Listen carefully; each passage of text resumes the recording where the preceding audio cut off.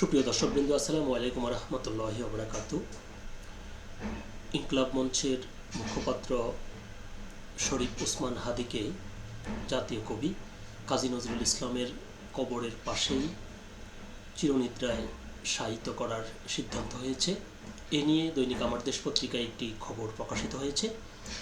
বিস্তারিত বলা হয়েছে, বিদ্রোহী কবি নজরুলের পাশে দাপন করা হবে হাদীকে। এটি খবরটির শিরোনাম। বিস্তারিত বলা হয়েছে, বিদ্রোহী কবি কাজী নজরুল ইসলামের কবরের পাশে চিরনিদ্রায় শায়িত হবেন ইনকিলাব মঞ্চের মুখপাত্র ও জুলাই যোদ্ধা শরীফ ওসমান হাদী।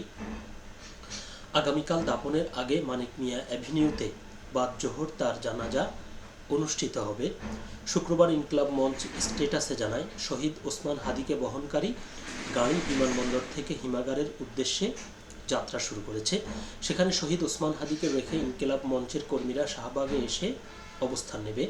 পরিবারের অনুরোধের ভিত্তিতে শহীদ ওসমান হাদীকে কবি নজরুলের পাশে সমাহিত করার এবং মানিক মিয়া অ্যাভিনিউতে বাদ জোহর জানাজার সিদ্ধান্ত নেওয়া হয়েছে।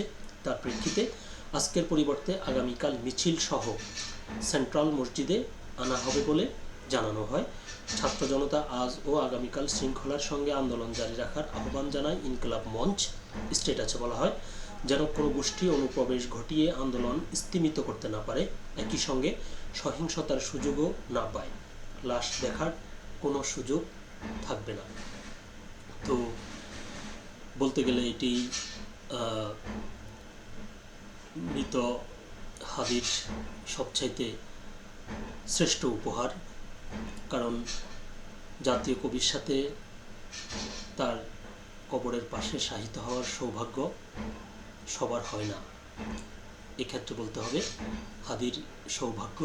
তিনি বিদ্রোহী কবি, আমাদের সবার গর্বের জাতীয় কবি কাজী নজরুল ইসলামের কবরের পাশে চিরনিদ্রায় শায়িত হওয়ার সুযোগ পেয়েছেন। আল্লাহ হাদীকে বেহেশত নসিব করুক। দেশের জন্য তার যে জীবন তিনি উৎসর্গ করেছেন, আল্লাহ যেন সেটি কবুল করেন। সকলে ভালো থাকবেন, সুস্থ থাকবেন। আল্লাহ হাফেজ।